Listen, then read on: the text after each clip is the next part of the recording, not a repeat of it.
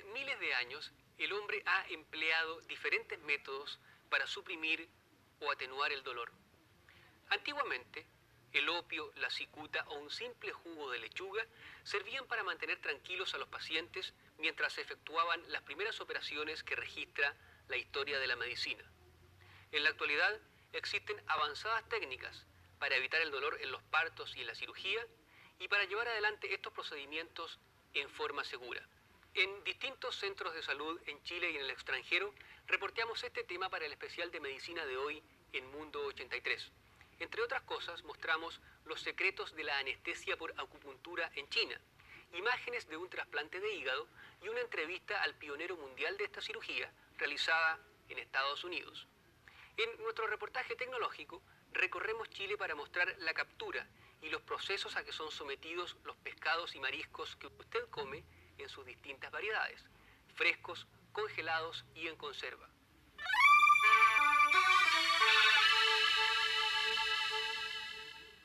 Desde hace 3 años, Chile es la primera potencia pesquera de América Latina y una de las principales en el mundo.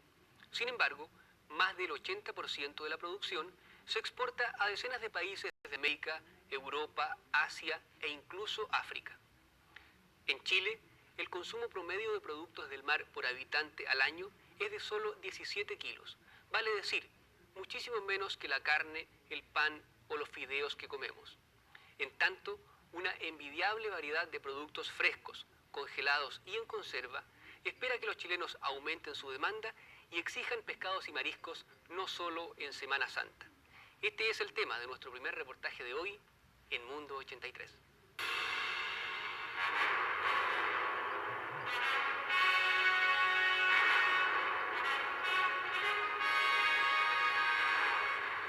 Chile, con sus miles de kilómetros de mar desde Arica hasta la Antártica, tiene en estas aguas una enorme fuente de alimentos, de trabajo, de retorno de divisas y de investigación científica.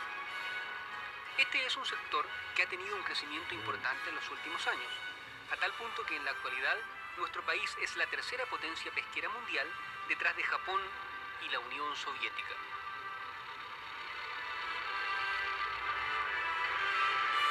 El año pasado, Chile extrajo cerca de 4 millones de toneladas de productos del mar, pero de esta alta cantidad, muy poca queda en el país, y menos aún se consume directamente. El 85% de la extracción es destinada a las plantas de harina y aceite.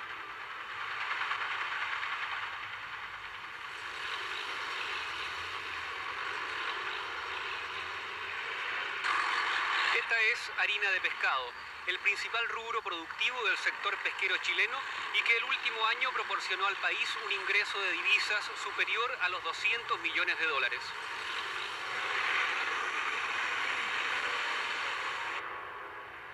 La gran mayoría de las embarcaciones de la flota pesquera industrial chilena trabaja para las plantas que fabrican harina y aceite de pescado. Dicha actividad tiene su principal centro de producción en el norte grande de nuestro país. El objetivo que se persigue en estas faenas es obtener grandes volúmenes de pesca. Con este fin, las embarcaciones cuentan con el apoyo de aviones que sobrevuelan el mar a baja altura para ubicar los cardúmenes. Cuando los aparatos aéreos detectan concentraciones de peces, se comunican por radio con los barcos y estos se dirigen a toda velocidad a la zona indicada para lanzar sus redes.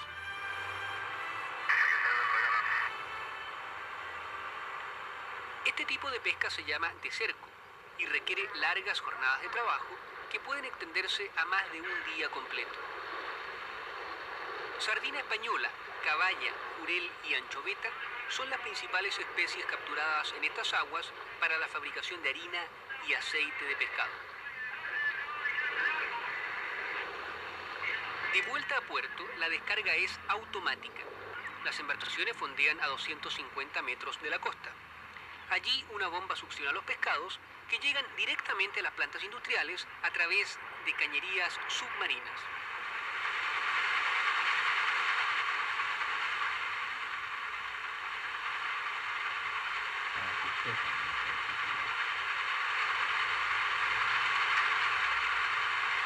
Ya en la planta, el pescado inicia un recorrido de varias horas por cintas de transporte, hornos de cocción de alta temperatura, prensas, secadores y molinos.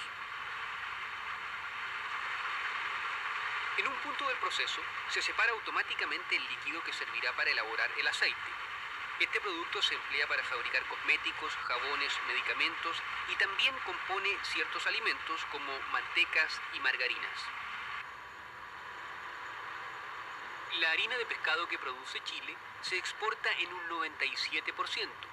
Los compradores más importantes son Alemania Federal, Japón, Italia, Holanda y Taiwán. Este producto se usa en especial para alimento de animales, como aves y cerdos.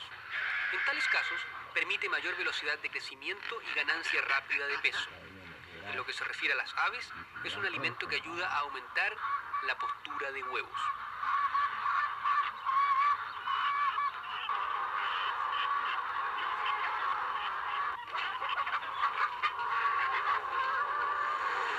Toda la producción de harina y de aceite de pescado debe cumplir rigurosas normas técnicas internacionales.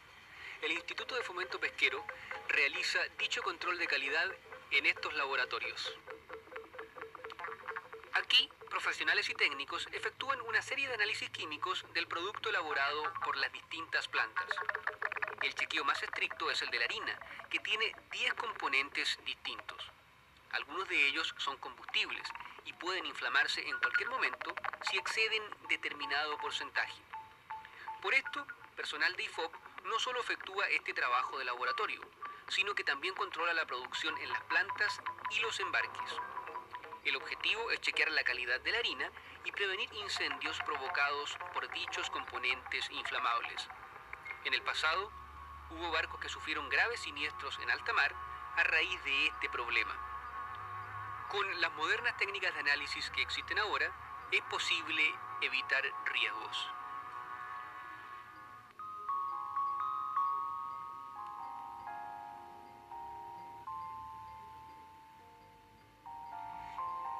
De todos los pescados que se extraen en Chile, menos del 15% se destina al consumo humano como productos frescos, congelados o en conserva. 35.000 pescadores artesanales que laboran en pequeñas embarcaciones son los que proporcionan tal abastecimiento. Ellos trabajan no solo en Valparaíso, San Antonio, Talcahuano o Puerto Montt, sino que en cientos de caletas que se encuentran a lo largo de todo el país.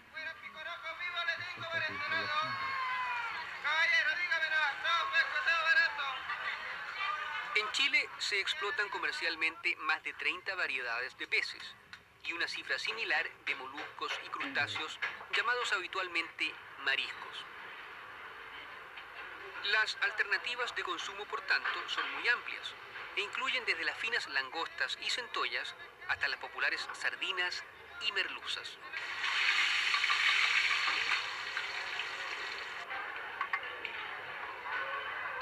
Los mariscos frescos que más compra el público son almejas, erizos y locos. Entre los pescados de mayor consumo se encuentran la merluza, el jurel y el congrio.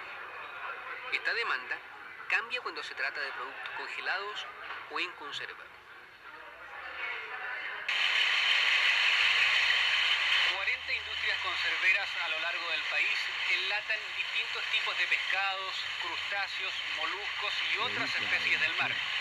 Estos productos abastecen el mercado chileno y también son exportados a diferentes países del mundo.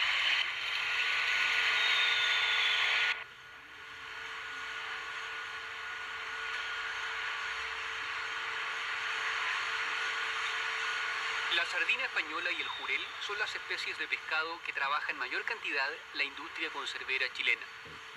Aquí vemos el proceso de estos productos en Pesquera Iquique, la planta más moderna que existe en el país. Luego de la selección de los mejores ejemplares, estos pasan por una cortadora automática que elimina las cabezas y las colas. Enseguida, durante media hora, los pescados atraviesan un cocedor, donde reciben permanentemente una temperatura de 96 grados Celsius. Cuando ya están cocidos, en otras máquinas se les saca el agua, se agrega la salsa que acompaña al producto, se sellan y se etiquetan los envases. Este trabajo es automático y se desarrolla a gran velocidad, 240 carros por minuto.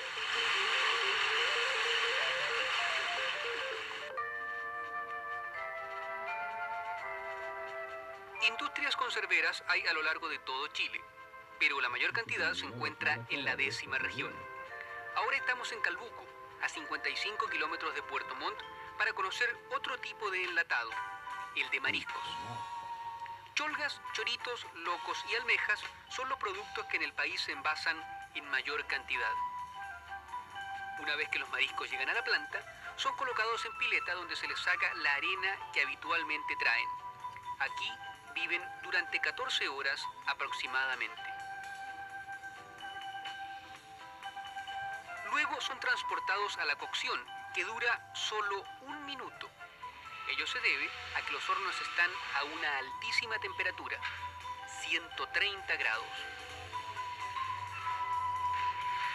Después de la cocción, se saca la carne de las conchas e inmediatamente el producto que será envasado pasa a máquinas lavadoras. Enseguida se clasifica el producto por tamaño y es introducido a las latas.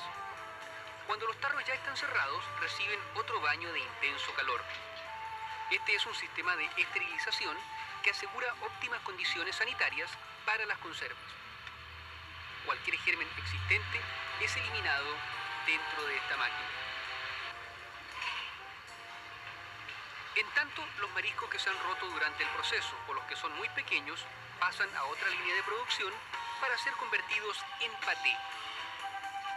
Aquí, expertas sazonadoras agregan a los productos del mar aceite, sal, pimienta y ají de color en proporciones exactas para elaborar una sabrosa pasta.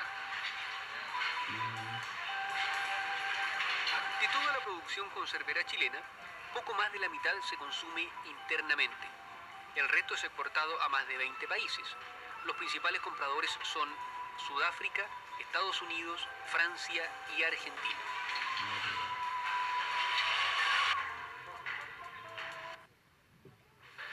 Otra forma de conservar pescados y mariscos es con frío. En la cámara que ustedes ven, la temperatura es de 40 grados bajo cero. Y el producto que aquí está siendo congelado es una especie que solo se encuentra en Chile y en el sur del Perú, el loco. Estos hombres laboran con una velocidad difícil de igualar. Desconchan 70 locos por minuto. Luego el producto pasará por distintas etapas: lavado, extracción de las partes no comestibles y clasificación por tamaño. Enseguida, los locos ingresan a las cámaras frigoríficas, donde permanecen un mínimo de 6 horas en una temperatura ambiente de 35 grados bajo cero. Tras este periodo de frío, son sometidos a un proceso que se denomina glaseado. Aquí se les da un baño de agua a 0 grados. Ello evitará que el producto sufra alteraciones con los cambios de temperatura después que sea envasado.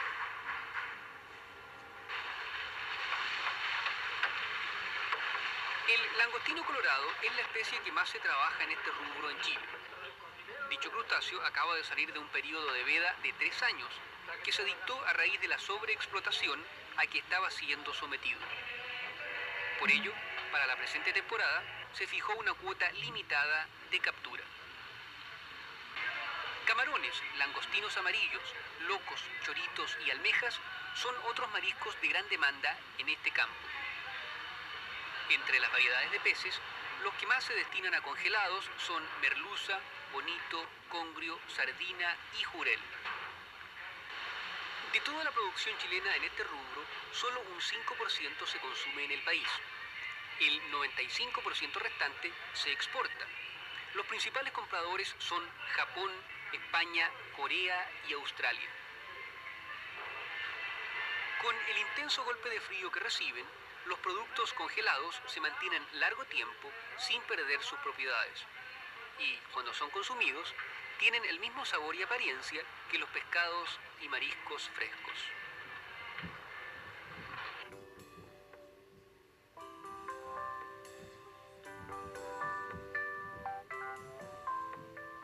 Para alcanzar alcanzar el nivel que actualmente tiene la pesquería chilena, ha sido fundamental la investigación científica.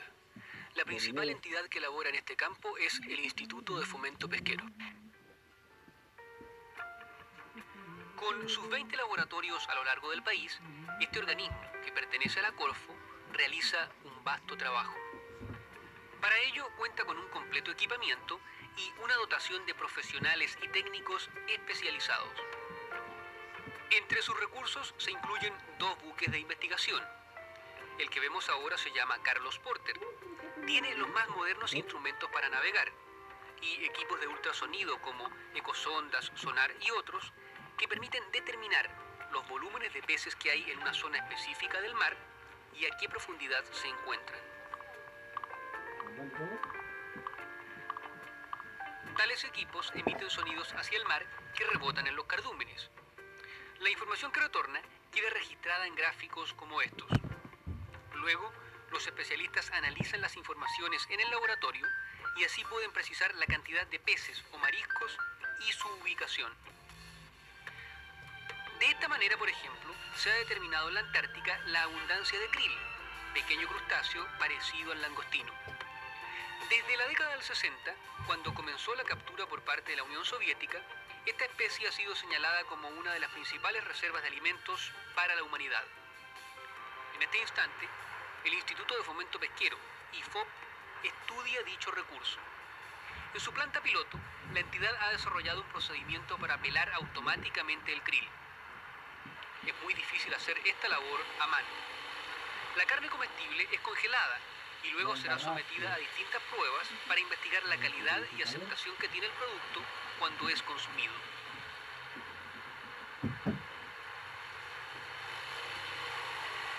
También se prepara una pasta con aditivos que será probada como alimento humano. En tanto, las caparazones se utilizarán para elaborar harina y otros productos de uso industrial. En todo caso, las capturas de krill que ha hecho Chile son muy pocas, solo 3 en 10 años, y la cantidad extraída siempre fue pequeña. Apenas alcanzó para algunas experiencias científicas y ciertos estudios de aceptación por parte del público. Sin embargo, no existe hasta ahora la tecnología ni los recursos en el país para realizar capturas y procesar el crustáceo, de manera que se pudiera abastecer en forma permanente a todo el país. Las otras potencias pesqueras, Japón y la Unión Soviética, en cambio, aumentan la explotación de krill año a año.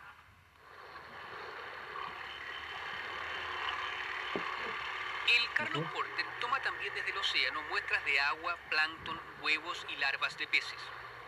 Con este material trabajan luego los laboratorios en Santiago para estudiar la salinidad y nutrientes, como asimismo las especies que existen en las zonas investigadas.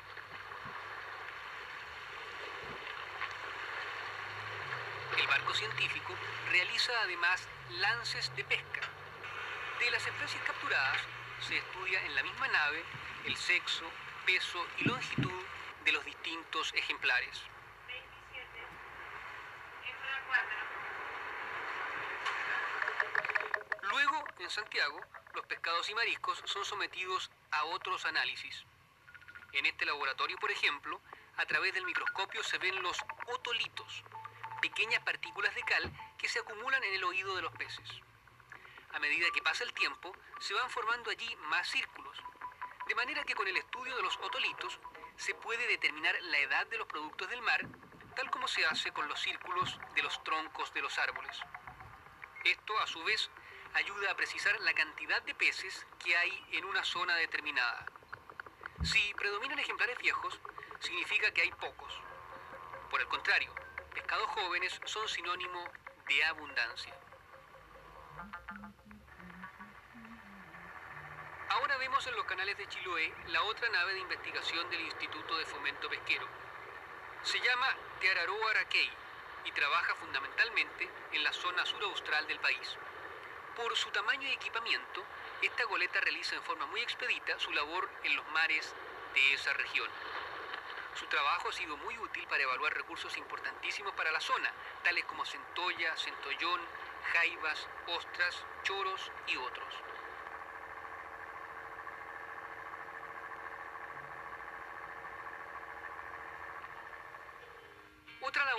importante del Instituto de Fomento Pesquero es el control de calidad. En sus laboratorios realiza, con fines de investigación y a pedido de las industrias, múltiples estudios para comprobar si los productos frescos, congelados y en conserva cumplen o no con todas las normas sanitarias. La calidad del producto y de los envases también es analizada con técnicas especiales. Pero de todos los exámenes que rinden los pescados y mariscos, este es uno de los más interesantes. Así como en las viñas tienen catadores de vino de gran experiencia, el IFOP cuenta con expertos en degustación de productos del mar. Ellos están preparados para evaluar color, sabor, textura y olor de cada variedad y emiten luego su veredicto sobre la calidad de estos alimentos.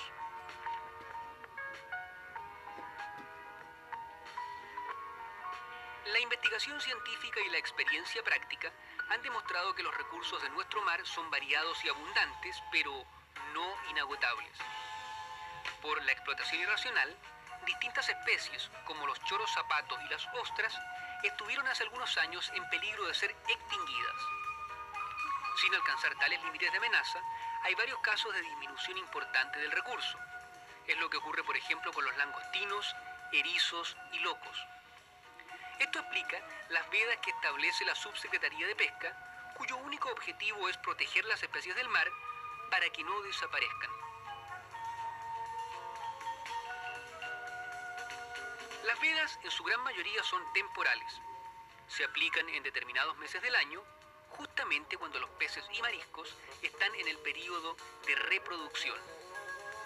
Después pueden ser extraídos y comercializados libremente. Los decretos establecen además un tamaño mínimo para sacar los productos del mar. Por ejemplo, los erizos deben tener 7 centímetros de diámetro sin contar las púas.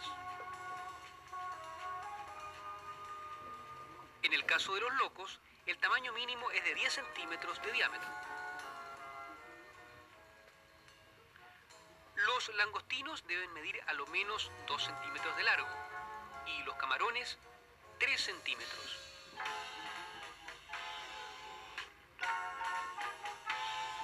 Las langostas de Juan Fernández tienen que medir más de 11 centímetros y medio y para las centollas el tamaño mínimo es de 12 centímetros.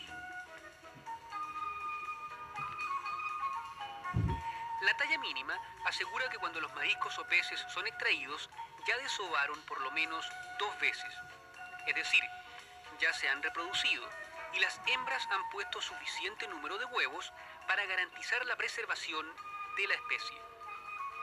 Y en la búsqueda de alternativas para conservar los recursos marinos, el cultivo artificial es uno de los ejemplos más interesantes.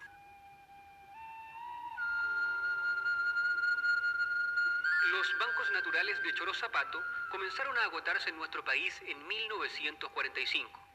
Por eso, estos moluscos estuvieron en veda durante muchos años y la permanente extracción ilegal impedía recuperar la especie. Sin embargo, hoy día podemos encontrarlo a la venta sin ningún problema debido a que existen más de 20 estaciones de cultivo artificial.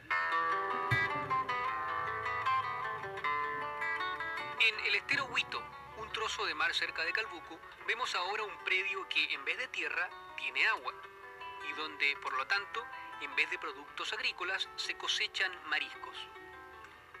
Es un cultivo en el océano, pero aquí se siguen los mismos principios que en el campo. Las semillas son choros y choritos juveniles que se obtienen de bancos naturales en el mar. Luego son colocados en redes especiales a las cuales los moluscos se adhieren. Entonces se realiza la siembra. Estas cuelgas son introducidas al agua, donde quedan amarradas a balsas de madera que se encuentran en puntos fijos. Al cabo de 10 meses, los choros y choritos alcanzan su tamaño comercial y pueden ser cosechados. En forma natural, este periodo de crecimiento es el doble más lento. Habitualmente, estos moluscos viven adheridos a rocas, palos y otros objetos sumergidos en el mar. Se alimentan por filtración, es decir, aspiran agua Extraen de ella el plancton, que es microscópico, y luego botan el líquido. Sin embargo, tienen depredadores.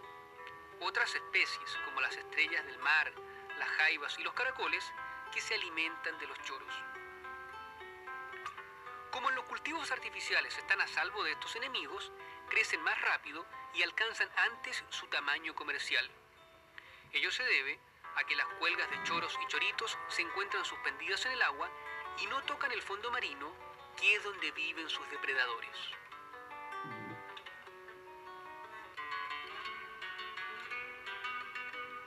Existen alrededor de 70 estaciones de cultivos artificiales de distintos productos del mar a lo largo del país. Dentro de ellas hay 12 de algas, como la que ahora vemos en Chiloé. Más de 8.000 pescadores se dedican a la extracción de algas en la costa chilena. Existen diversas especies, pero las de mayor importancia económica son dos que se denominan pelillo y chascón. Tras un proceso industrial, de ellas se saca el agar-agar, una especie de gelatina que se usa como materia prima en múltiples procesos productivos. Laboratorios, industrias de pinturas, de cosméticos y de alimentos emplean el agar-agar como espesante para fabricar diferentes artículos.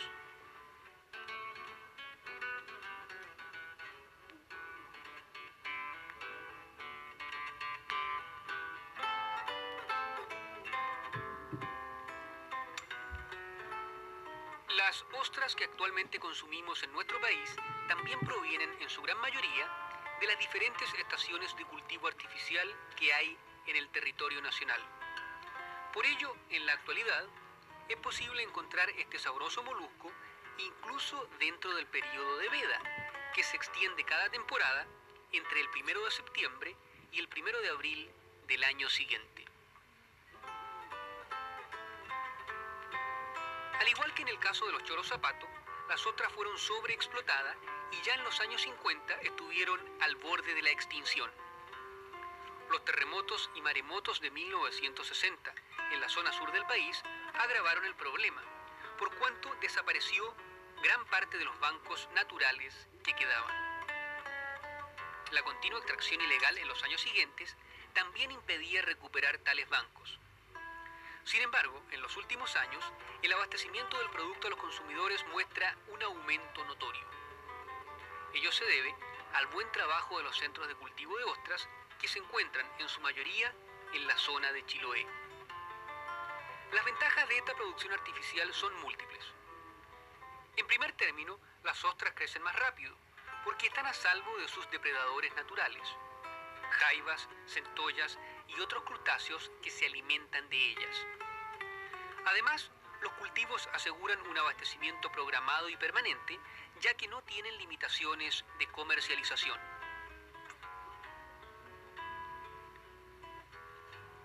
Aparte de las ostras, choros, choritos y algas, también hay en Chile cultivo artificial de ostiones, truchas y salmones.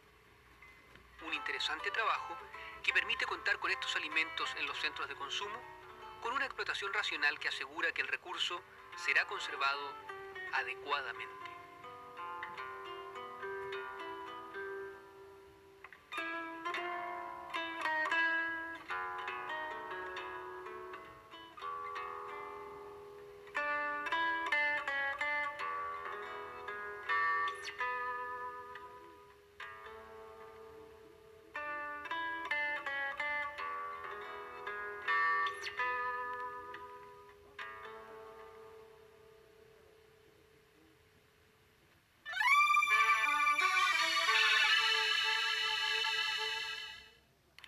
Martes en 13 Rec.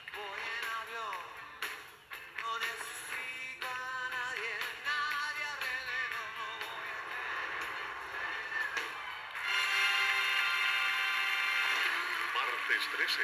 Yo por ti, iremos juntas donde haya que ir. Tú por mí, yo por ti, iremos juntas solo por ir. Solo por 13 Rec.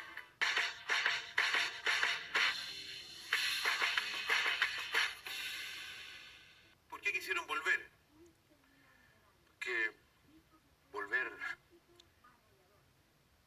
Mira, yo creí que era necesario volver porque después la gente se olvida de uno. Ya hay una generación o dos generaciones enteras que no saben quiénes son Julio Jung y María Elena Dibuchel. Aparte de eso, como actores, nosotros nos aburrimos de usar acentos neutros para que no descubrieran nuestro origen. Entonces queríamos hablar nuevamente como habla nuestro pueblo. Desgraciadamente nosotros no pudimos representar nunca al pueblo venezolano. Hubiéramos querido hacerlo, pero nos formamos acá, nuestras raíces son acá, nuestra cultura es de acá, pero de todas maneras estamos entrañablemente agradecidos a Venezuela y la prueba es que pensamos iniciar una de nuestras actividades acá con un festival de teatro venezolano, que la primera obra sería El día que me quieras, un clásico del teatro venezolano, original de José Ignacio Cabrujas.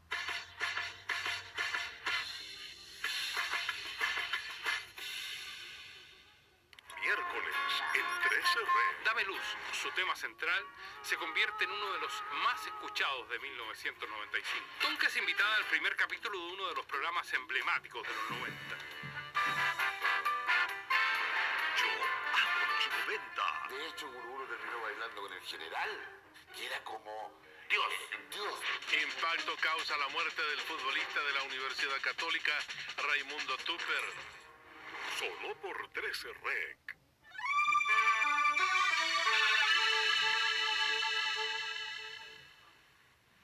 Los especialistas todavía no saben cómo actúa la anestesia.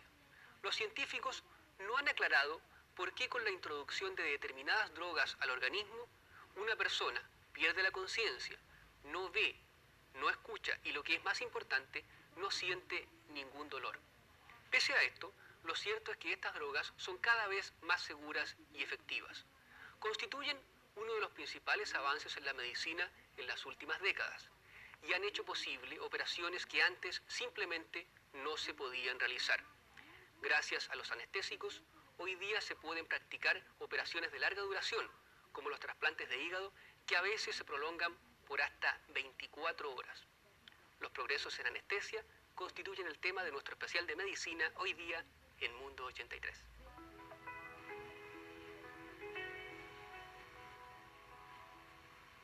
Este es el recorrido que miles de personas hacen a diario en el mundo, desde una pieza en un hospital hasta el pabellón quirúrgico.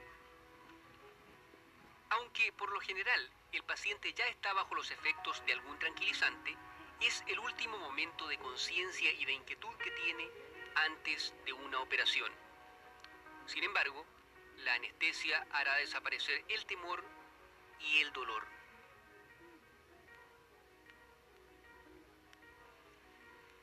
Desde los orígenes de la cirugía, hace cientos de años, el hombre empleó distintos elementos para atenuar el dolor.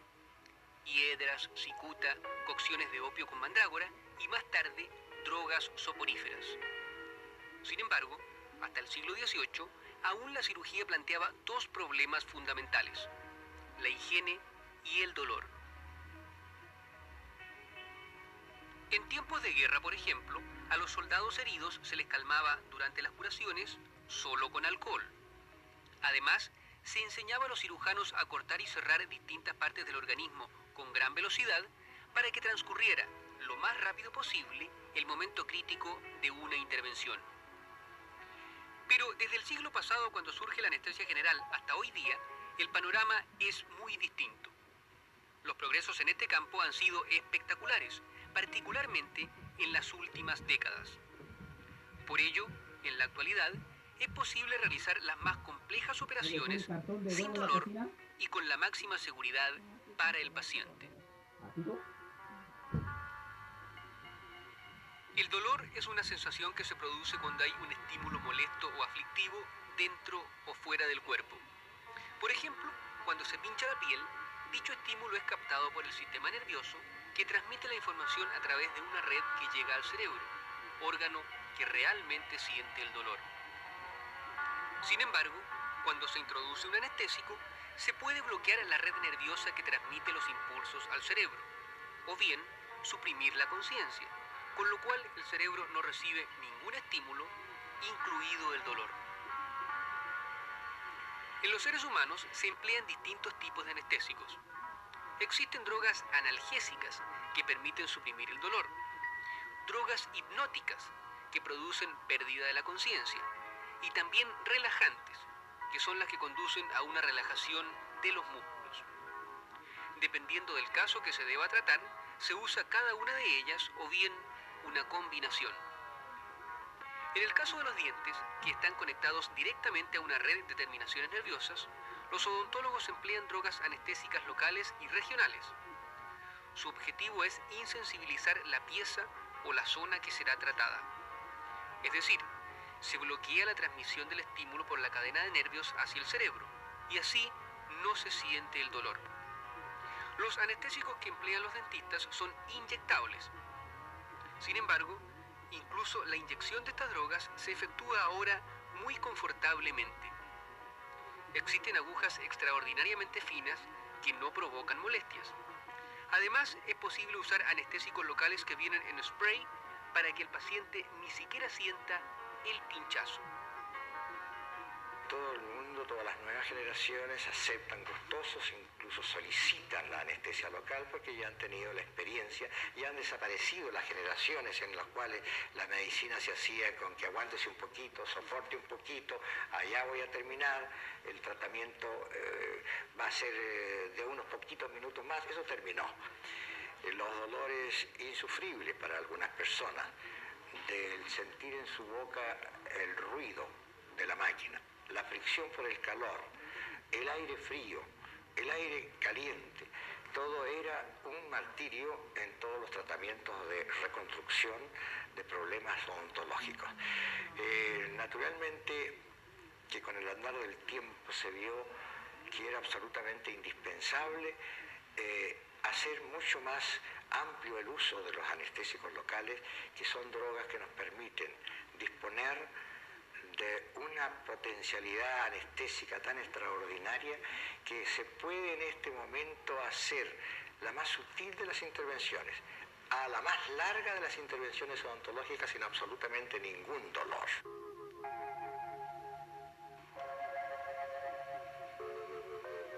Otro tipo de anestesia local de gran uso es la que se emplea en los partos. Existen dos tipos, la epidural y la raquidia. Ambas se aplican sobre la médula espinal e insensibilizan los terminales nerviosos que nacen de ese cordón ubicado junto a la columna vertebral. La epidural se coloca más superficialmente, mientras que en la raquidia el anestésico penetra más cerca de la médula. Con ambas se elimina el dolor y la sensibilidad desde el punto donde se coloca la inyección hacia abajo en el cuerpo. La médula espinal es una de las partes fundamentales del sistema nervioso. De ella nacen 31 pares de nervios que transmiten los impulsos al cerebro. Por eso es uno de los puntos más efectivos para colocar anestesia.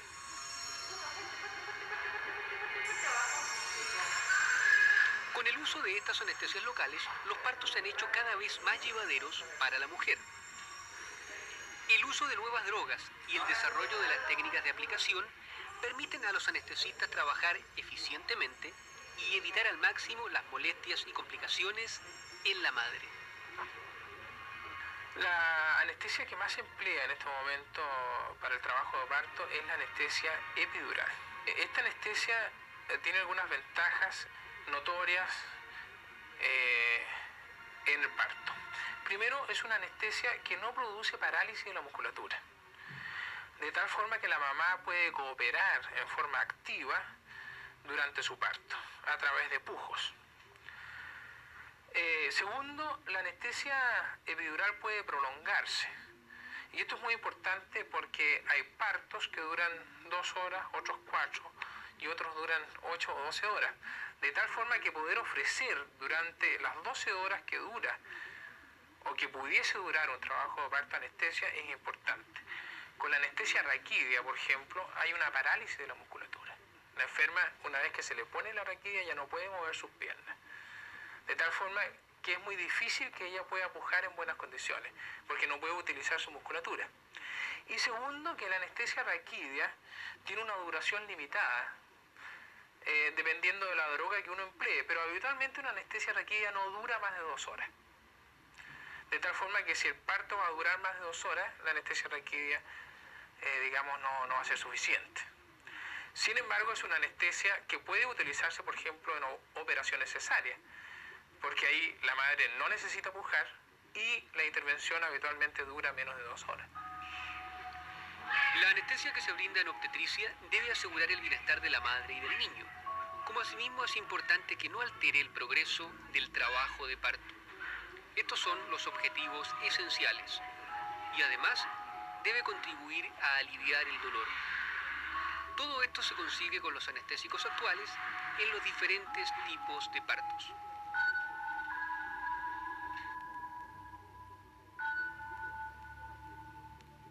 Mira, hijo, esto es una mascarita como la que tienen los astronautas en la tele. ¿Lo has visto alguna vez? Sí. Entonces tú te tienes que poner esta mascarita encima de la nariz y de la boca, así, y soplas por ella. Puedes conversar conmigo todo lo que quieras. Tú mismo te la sujetas. Nadie te va a hacer nada que te moleste o que te duele. Si te cansas, me avisas. Cuando se debe suministrar anestesia general en cirugía, existen múltiples técnicas, de acuerdo a la operación que se trate. El momento en que se aplican las drogas y gases que hacen perder la conciencia es uno de los que más temen los pacientes. El problema es particularmente delicado en el caso de los niños. Por ello, los especialistas deben trabajar con máximas precauciones. Para suavizar el impacto que significa este instante en los pequeños, en el mundo se emplean diferentes métodos que permiten entregar la anestesia sutilmente. Aquí vemos, por ejemplo, en un hospital pediátrico de Inglaterra, el uso de un teléfono en el pabellón. En reemplazo del cable que habitualmente va a la red que permite las comunicaciones, se ha colocado una manguera conectada al balón de gas de la anestesia. Entonces, cuando el niño juega con el auricular, como si estuviera hablando, inhala el anestésico sin darse cuenta, lo cual facilita enormemente el adormecimiento previo a la operación.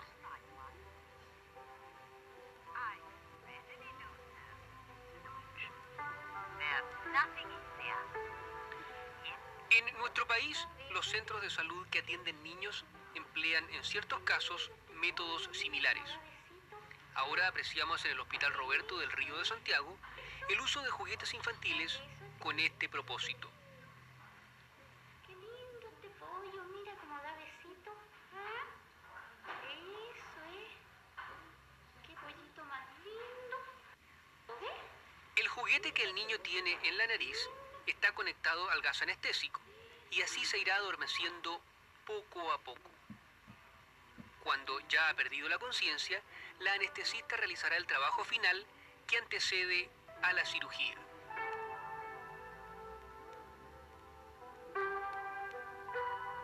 Doctora, ¿cuál es el objetivo que tiene el uso de estos teléfonos o juguetes en la anestesia de los niños?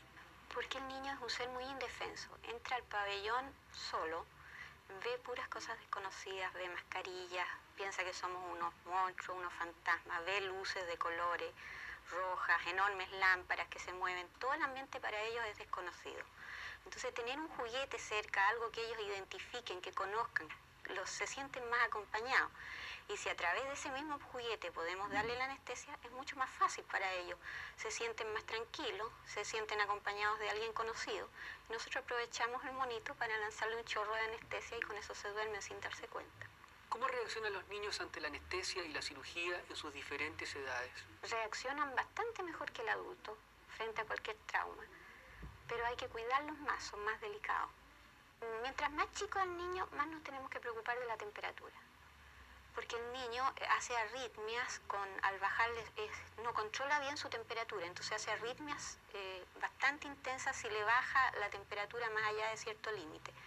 Como el pabellón es helado, es más helado que el ambiente natural del niño y muchas veces se moja al ser operado con suero fisiológico o con secreciones de la misma operación, tiene tendencia a que le baje la temperatura. Entonces tenemos que tratar de operarlo en un ambiente que le sea menos hostil.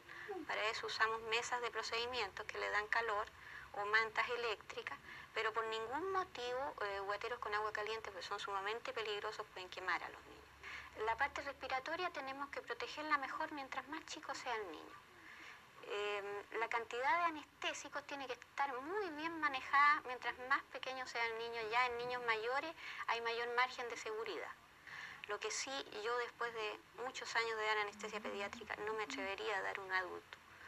Y preferiría que los anestesistas de adultos no dieran niños tampoco, porque son técnicas distintas y uno está acostumbrado a trabajar de otra manera. Entonces es muy fácil que uno tienda a hacer lo que siempre hace y no estaría bien manejar a un niño como un adulto o a un adulto como a un niño.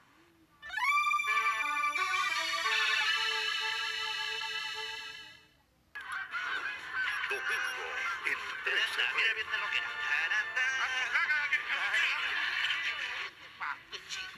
¿Están viendo ustedes? Sí, pues. Pero en la naturaleza usted puede encontrar algo que le puede llamar mucho. El mundo del profesor Rosa. ¿Qué puede ser? ¿Qué es lo que puede ser?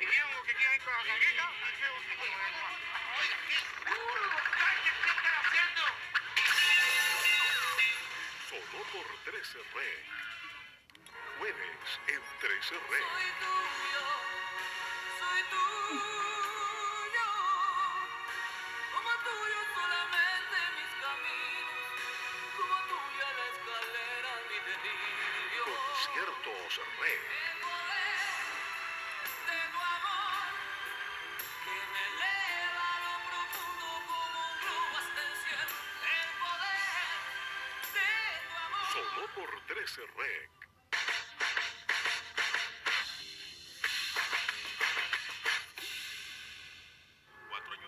Son parte del folclore que rodea al fútbol desde que existe registro, al menos televisivo. Ya se coleccionaban desde el Mundial del 54, el del 62 y era un fenómeno, y con la llegada de la década del 90 se volvieron ultramasivos. Solo con 2 tapas marcadas de inmediato, Tu álbum Italia 90, con 2 tapas marcadas y solo 30 pesos, un super sobre con 6 figuras y cupones sorpresa con fantásticas pelotas puzzles. y simpáticos pulpolines. Las láminas se conseguían con tapas y botellas de bebida. La pelota puzzle se podía canjear por solo 30 pesos. La de Diego era la lámina más cotizada, esa que con el tiempo se iba a conocer como la clave. ¿Cuántos abrieron los sobres con esta música, la que hablaba de un verano italiano? Para muchos el himno más lindo de un mundial.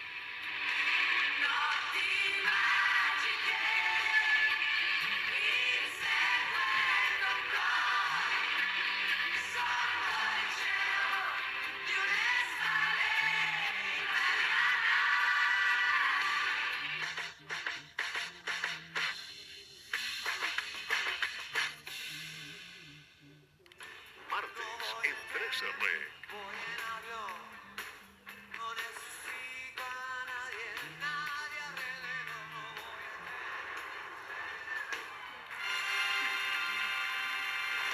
Martes 13. Iremos juntas donde haya que ir, tú por mí, yo por ti. Iremos juntas solo por ir. Solo por 13 Rec. Esta semana en 13 Rec. Señorita, enseguida se la traigo.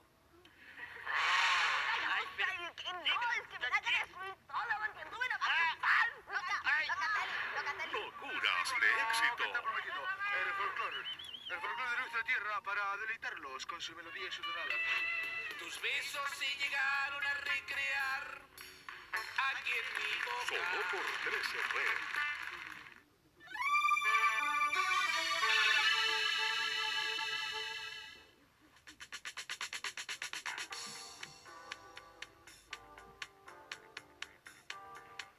En Occidente, en tanto, uno de los avances más espectaculares en anestesia se encuentra en el campo de los trasplantes. Ahora estamos en la Universidad de Pittsburgh, en Estados Unidos, donde trabaja el pionero mundial de los injertos de hígado, el doctor Thomas Starzl. Él ha realizado más de 300 trasplantes de este órgano, que es uno de los más complejos e importantes en el cuerpo humano.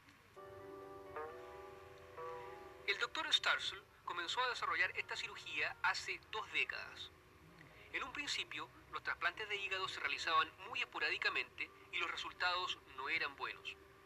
Sin embargo, a medida que fue transcurriendo el tiempo, mejoró la técnica y un número importante de pacientes fue beneficiado.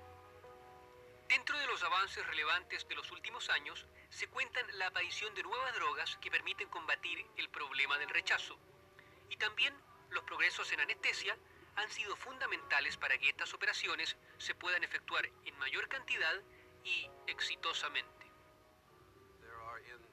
El jefe de anestesia del equipo del Dr. Starzl es el profesor de la Universidad de Pittsburgh, Peter Winter.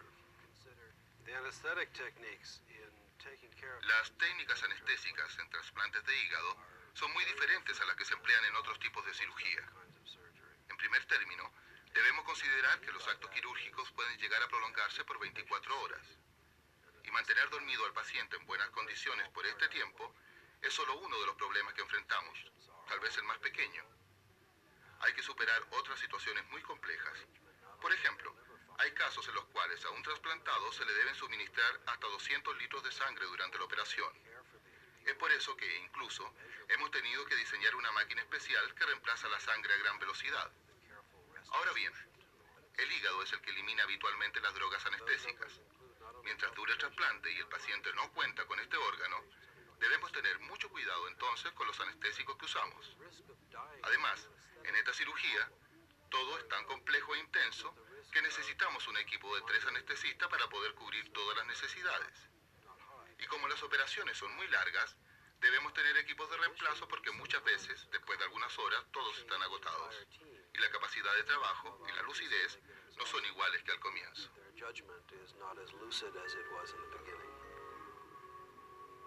En efecto, recién cuando han transcurrido 3 horas desde el comienzo de la operación, ingresa a la sala de cirugía el hígado que será injertado en la paciente. El órgano viene dentro de un recipiente de plástico cubierto con hielo.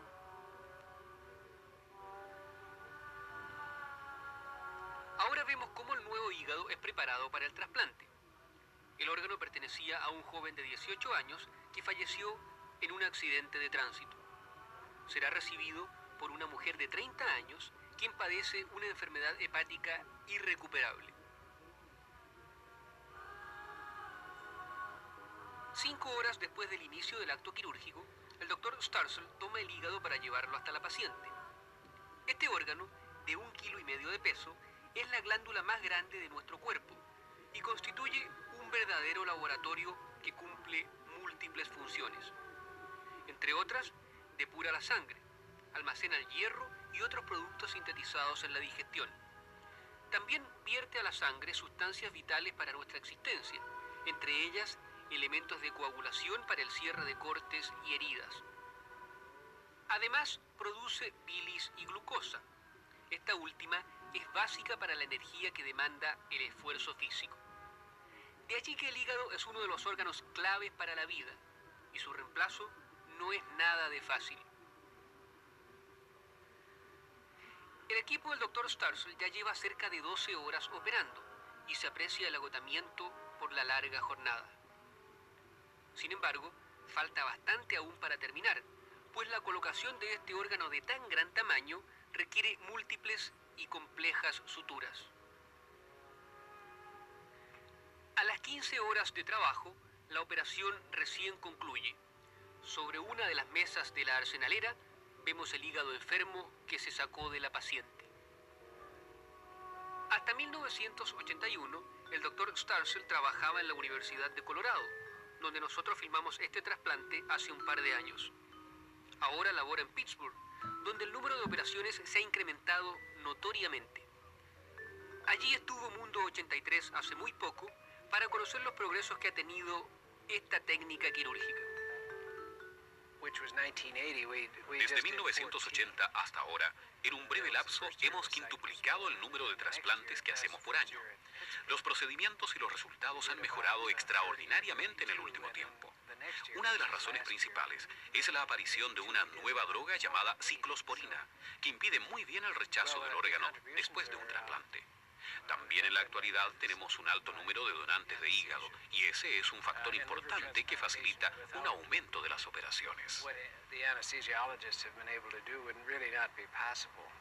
¿Qué esperanza de vida tiene un paciente que en este instante se somete a un trasplante de hígado? Actualmente, 2 de cada 3 pacientes trasplantados alcanzan los 2 años de vida después del injerto, y 1 de cada 3 operados tiene una supervivencia de 5 o más años. Hay que pensar que todas las personas que se someten a esta cirugía tienen enfermedades irreversibles como la atresia biliar, cirrosis graves y hepatitis agresiva crónica. Es decir, son enfermos que no tienen ninguna posibilidad de seguir viviendo si no se operan. Para estas personas, conseguir un día más de vida es un resultado estupendo, de manera que si podemos brindarles 2 o 5 años, es un resultado muy satisfactorio. La gente que está sana muchas veces no entiende esto, pero si usted o yo tuviéramos una enfermedad incurable, haríamos cualquier cosa por vivir un poco más.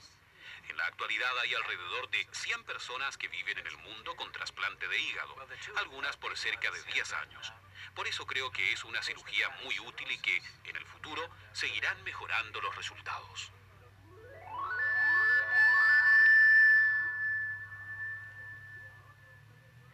Los trasplantes de hígado constituyen uno de los progresos notables en cirugía en los últimos años. El principal equipo que labora en este campo, dirigido por el Dr. Starzl, hasta el año 1980 realizaba unas 15 operaciones al año. Sin embargo, en esta temporada, el número de trasplantes llegará a 100.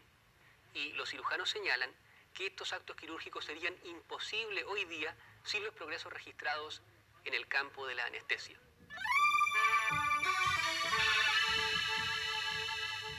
Muchas gracias por su sintonía de hoy día y nos vemos el próximo jueves en la franja cultural de Universidad Católica de Chile Televisión en el último programa de Mundo 83.